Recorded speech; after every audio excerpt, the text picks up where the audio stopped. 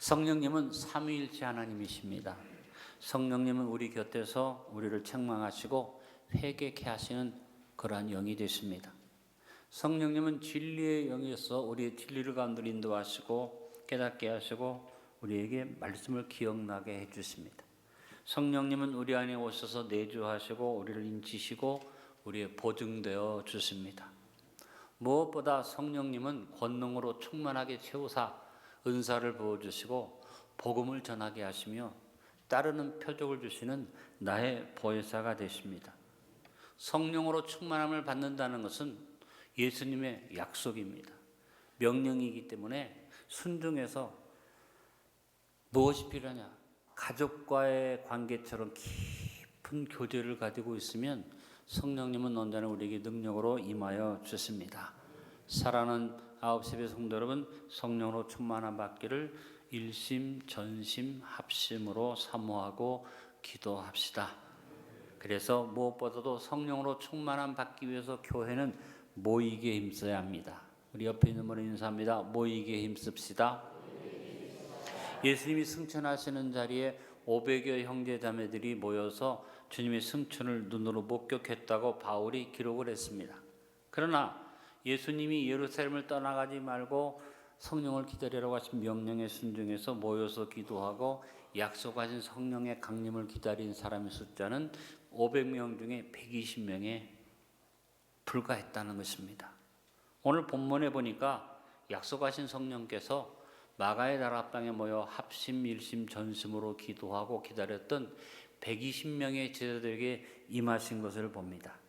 이날 이후로 오순절 성령 강림 이후로 신약시대의 교회가 태동되어졌고 사도행전 1장 8절에 오직 성령이 너희에게 임하시면 너희가 권능을 받고 예루살렘과 온 유대와 사마리아와 땅끝까지 이르러 내 증인이 되리라고 약속하신 대로 복음이 한 곳에 모였던 이 예루살렘 교회로 인하여 전 세계로 확산되어졌습니다. 무엇보다 교회는 모이는 교회가 돼야만 합니다. 그리고 성령의 권능을 받고 흩어져야 합니다.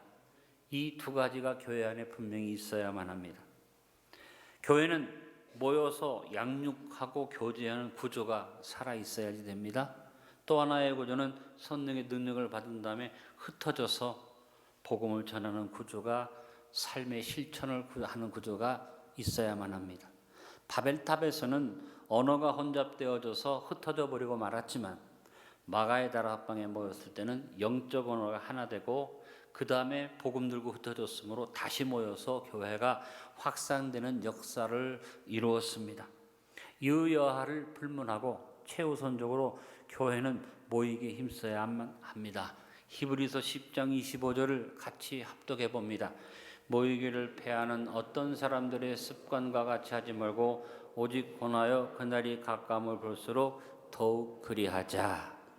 예수님이 주셨던 약속 명령대로 성령의 능력을 넘치기 받기 위해서 우리 포항 안디옥 교회는 모이기 힘쓰는 교회가 됩시다. 여러분이 모임에 못 나왔을 때 내가 바쁘니까 못 간 거 당연하지라고 생각하지 말고 기도하세요. 하나님, 다음번 모임에는 내가 시간 날 수 있게 해주시고 무엇보다 내 마음에 모이겠다는 마음을 부어주시고 내 형편과 처지를 하나님께서 조절해 주셔서 꼭 하나님 앞에 모이는 또 안디옥 교회가 모이는 모임에 참여하게 도와주세요. 이번에 한마음한테 못 오셨던 분들, 여러분이 내가 바쁘니까 못 갔다고 그냥 지나가지 마시고 꼭 기도하시기 바랍니다. 하나님, 다음번부터는 이런 모임에 내가 1등으로 참여하게 시간 주세요. 물질적 여유를 주세요. 제일 중요한 건 마음이 있어야 돼요. 마음이. 아버지 하나님, 이번에는 내가 가기 싫은 마음이 있었는데 이거는 하나님이 기뻐하지 않는 마음인 줄 압니다. 다음번에는 기쁘게 참여하게 도와주세요. 어떤 분은 개인적으로 힘든 일이 있어요. 자기 살아가는 것도 바빠요. 근데 교회에서 뭐 한마음 잔치 한다면 짜증납니다. 왜? 나는 힘든데 교회는 저렇게 모여서 놀고 뭐 재밌게 하나. 여러분의 마음은 이해가 되지만 그건 여러분 바른 마음이 아닙니다. 그렇잖아요? 내가 힘들고 내가 어렵고 짜증나도 교회가 좋은 일이 있으면 내가 기뻐해야지 되는데 하나님, 내 마음에 먼저 바른 마음 주셔서 이걸 물리쳐 주세요 하면요, 성령님이 짜증스러운 현상을 없애주실 거예요. 그러나 여러분이 계속 그런 상태로 가면 여러분 자기도 모르게 교회하고 멀어집니다. 왜? 내 형편과 달리, 나가 어려운 것과 달리 목사님이 뭐 나를 아나? 성도님이 나를 아나? 교회 가도 이해해주지 못하고 자기네들이 좋아서 저렇게 좋아하는데 그런 마음이 들게 하는 것이 사탄이거든요. 거기 넘어가지 마세요. 그 마음이 잘못된 게 아니라 맞아요. 그렇게 어려운 거예요.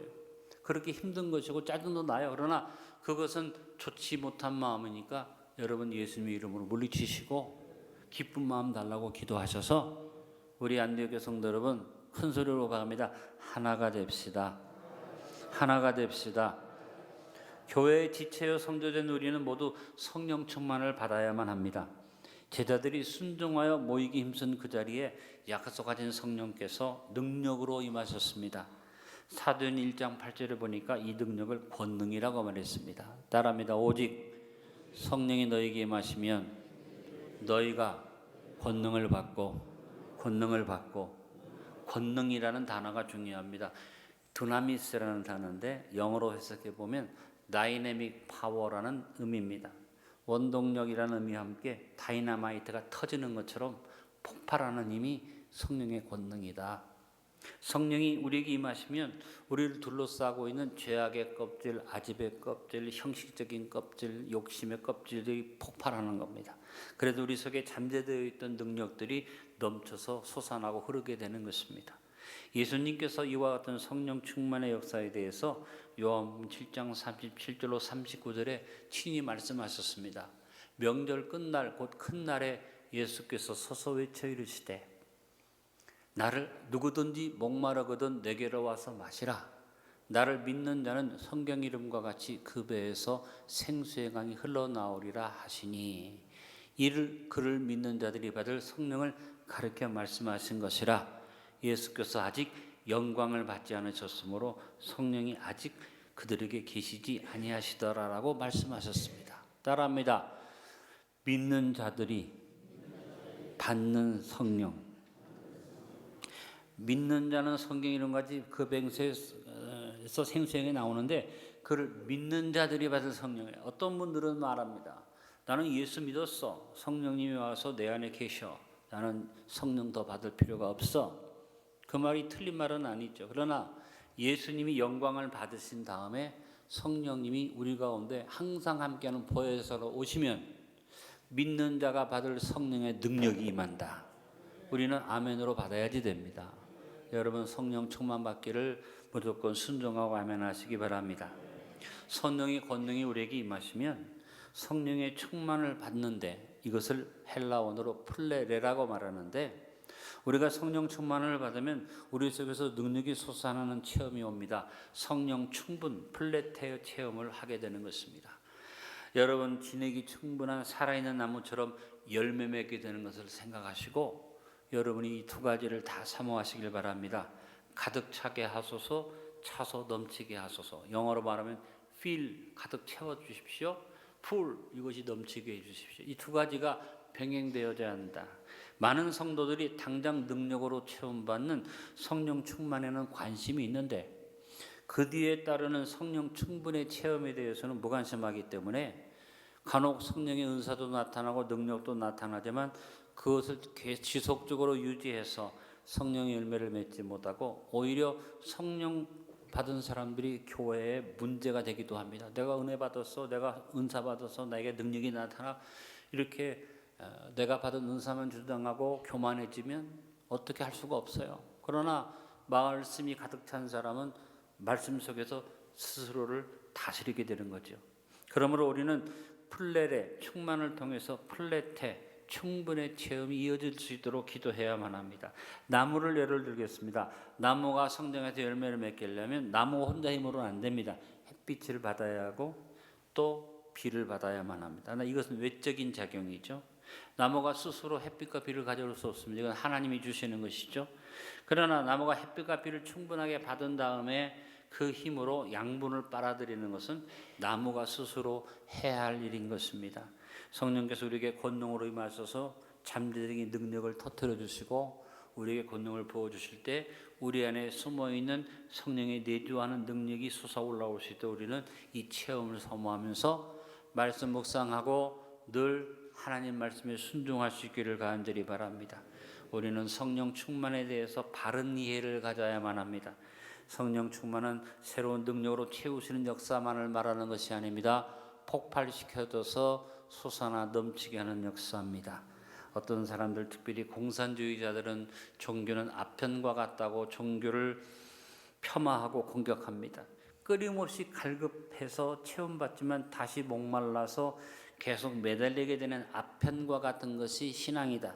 그래서 신앙은 잘못됐다고 종교를 핍박합니다. 이것은 잘못된 편견이죠.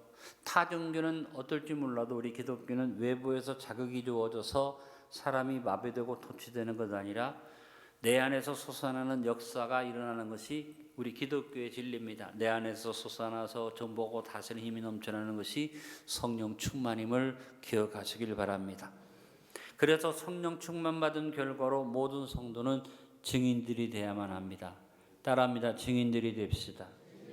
예수 그리스도께서 성령을 보내줄 것을 약속하시고 성령의 능력으로 입혀주신 이유는 우리들이 증인들이 되어서 예수 그리스도를 영화롭게 하고 예수 그리스도를 증거하기를 원하시기 때문입니다. 베드로 같은 사람은 예수님의 수제자입니다. 많은 것을 배우고 체험했던, 그리고 그가 주님 안에서 예수님의 수제자로서 세움받았던 훌륭한 사람인데, 그럼에도 불구하고 예수님이 잡히실 때 어린 계집종 앞에서 주님을 3번씩이나 모른다고 부인했던, 어떻게 보면 참 비겁한 사람입니다. 그러나 예수님이 부활하고 승천하신 후에 오순절날 성령의 충만함을 받은 그가 설교하니까 하루에 3,000명씩 회개하고 돌아오는 놀라운 역사가 일어났고, 그를 통해서 하나님의 많은 일을 이루셨는데 베드로에게 능력이 있는 것이 아니라는 증거죠. 성령님께서 역사하심으로 비겁한 베드로가 성령으로 충만함 받으니까 담대히 복음을 전하고 예수 그리스도께 영광 돌렸던 역사를 우리는 기억합니다. 참으로 성령의 능력은 놀랄 만한 기적과 능력입니다. 그러나 그 기적과 능력을 일으키고 사람으로 뒤로 자빠지게 만들고 어떤 신비함을 체험하는 것으로 끝나는 것이 아닙니다. 성령님께서 능력을 부어주시는 목적은 예수 그리스도를 더 잘 알게 되고 예수 그리스도를 증거하게 된다는 데 있습니다. 성령의 역사하심을 본문을 보니까 바람으로 표현했습니다. 바람이 임으로 부는 것처럼 성령님이 역사하시는, 일하시는 것은 하나님의 절대적인 주권에 의한 것이라는 것입니다. 바람이 보이지 않습니다. 그러나 바람이 불면 물체가 흔들리고 바람의 방향과 흐름과 바람의 존재를 우리가 나타나는 현상을 보고 합니다. 여러분, 성령께서 일하실 때 우리가 언제 어떻게 할지 모르지만 그 사람을 통해서 성령님이 역사하신 모습이 나타나게 됩니다. 여러분 삶에서 성령의 바람이 보여질 수 있기를 바랍니다. 오늘 본문에서 성령이 임하심을 급하고 강한 바람이라고 한 것은 성령의 역사는 긴급성과 함께 능력이 강하게 임하는 것을 보여줍니다. 강권적인 성령의 역사입니다. 성령의 역사는 긴급하게 또 강하게 이루어지고 나타납니다. 이런 성령의 능력은 다이나마이트와 같은 폭발적인 능력인 것입니다. 예수님이 승천하신 다음에 불과 50년 만에 이 복음이 유럽 각지를 흔들고 로마를 점령했을 뿐 아니라 지금 온 세계가 복음으로 정복되어져 있습니다. 급한 바람, 강한 바람, 하나님의 강권적인 역사가 지금도 오늘 이 시간 우리 가운데 역사되고 있습니다. 우리가 어떻게 전도를 하겠습니까? 우리가 어떻게 사람을 변화시키겠습니까? 우리가 어떻게 다른 사람을 회개시키겠습니까? 급하고 강한 바람 같은 성령의 역사가 능력으로 나타날 때 이루어지므로 우리는 이 성령의 역사하심에 따라 힘을 다하여 수고하면 됩니다. 바람은 운동을 말합니다. 신약시대는 성령의 급하고 강한 바람이 부는 때입니다. 이때 우리가 복음을 듣고 구원에 이르게 된 것이고 성령의 급하고 강한 바람 운동이 있기 때문에 우리가 전할 때 우리들이 성령의 바람을 타면 복음이 전해집니다. 40년 전에 성령의 바람을 타고 우리가 교회를 개척했으며 그 바람에 따라서 오늘 우리 안디옥 교회가 이루어진 줄로 믿습니다. 우리들이 전할 때 우리의 능력이 아니라 역사하는 성령으로 말미암아 구원하는 역사가 있을 것입니다. 우리가 성령의 바람을 타고 전도하면 하나님이 함께 하셔서 열매가 있을 것입니다. 성령께서 합심, 일심, 전심으로 기도하고 있는 제자들과 그 온전히 충만하여 거기 참석한 모든 사람이 감동이 되고 능력을 받고 역동적이고 위대한 복음의 증인이 된 것처럼 오늘 우리에게 역사하시는 성령도 급하고 강한 바람이 우리에게 임하여 우리도 그런 일들을 감당할 수 있게 되기를 바랍니다. 오늘 본문에 성령의 일하심을 바람과 함께 불로 표현했습니다. 불의 혀같이 갈라지는 것이 각 사람에 임하였다고 말합니다. 불의 혀라고 하는 것은 성령이 나타나시는 능력을 말하는 것인데, 불은 바람과 마찬가지로 하나님이신 성령님의 임재의 상징이 됩니다. 불의 역할이 그러하듯이 성령이 임할 때 우리의 모든 죄악이 불태워지고 저주가 불태워지고 우리의 잘못된 것들이 소멸되어질 줄로 믿습니다. 히브리서 12장 28절로 29절에 성령의 불을 말씀하셨습니다. 그러므로 우리가 흔들리지 않는 나라를 받았은즉 은혜를 받자. 이로 말미암아 경건함과 두려움으로 하나님을 기쁘시게 섬길지니 또는 감사하자. 우리 하나님은 소멸하는 불이심이라. 한번 따라합니다. 은혜를 받자. 소멸하는 불이심이라. 우리가 은혜를 받으면, 성령 받으면, 능력을 받으면 그 다음 소멸하는 불 대신 성령께서 태워주시고, 불로 태운다는 것은 하나님의 응답을 말하니 응답을 주시고, 불이 타면 능력이 나타나니까 능력을 부어주실 줄로 믿습니다. 불은 태우는 것이고 녹이는 것이고 소멸하는 것입니다. 불은 뜨겁습니다. 태워 없애는 불처럼 성령이 역사하는 곳에 모든 더럽고 추악한 죄악들이 태워집니다. 어떤 완고한 마음이라도 녹이는 성령의 능력입니다. 또한 성령은 우리 영혼이 강건하고 헌신적인 열정으로 뜨겁게 만듭니다. 이 성령의 역사가 우리 9예배 성도들이 임하기를 주님의 이름으로 축원합니다. 불의 혀같이 갈라지는 것이 보였다고 했습니다. 불이 활활 타오르는 모습을 혀가 갈라지는 것으로 표현을 했습니다. 불의 혀가 갈라지는 것이 무슨 뜻인지 현상적으로는 잘 설명할 수가 없겠지만 혀는 말씀의 상징이 됩니다. 성령의 역사는 복음의 진리를 선포할 때 역사하며 나타난다는 것입니다. 성령이 임하시면 뜨거운 불이 임하는 것처럼 우리 입술에서 하나님께서 주시는 말씀이 혀처럼 갈라져서 증거되어질 줄로 믿습니다. 성령이 아니면 옳고 그른 것이 구별될 수가 없고, 성령의 역사가 하나님의 말씀을 선포할 때 나타나는데, 말씀이 선포되는 곳에 죄악과 인본과 멸망받을 것들과 의와 생명과 거룩한 것들이 갈라지듯이 드러나게 되면서 모든 잘못된 죄악들이 불같은 선 위에서 태워지고 의와 경건으로 불같이 뜨거워지는 역사가 나타나 거룩함이 이루어질 줄로 믿습니다. 우리 모두가 말씀을 통해서 역사하는 불과 같은 성령의 충만함을 받아 구별되고 거룩한 삶을 사시기를 축원합니다. 그리고 성령의 말하게 하심을 따라 서로 다른 언어들로 말하기를 시작했다. 방언의 역사가 임하고 표적의 방언이 나타나는 것을 말하는데, 이거는 더 깊이 해석하면 적극적인 전도 역사를 말합니다. 미련해 보여도 전도를 통해서 하면 사람들을 구원하십니다. 우리가 어떤 말로 전도하든 다른 언어가 뭡니까? 물론 방언으로 다른 나라 말을 하는 것도 방언 언어지만 세상 사람들의 언어는 우리들의 언어하고 다릅니다. 그래서 우리가 나가서 얘기하면 저 예수 믿는 사람이구나 금방 압니다. 여러분, 그것이 이제는 전도의 언어가 되어져서 다른 언어로 말하기를 시작함으로써 우리가 성령 충만 받아서 강력한 증인으로 설 수 있게 되기를 간절히 바랍니다. 더불어 우리가 복음을 전할 때 예수님이 약속하신 표적이 따라옵니다. 누가복음 12장 11절로 12절에 말씀했습니다.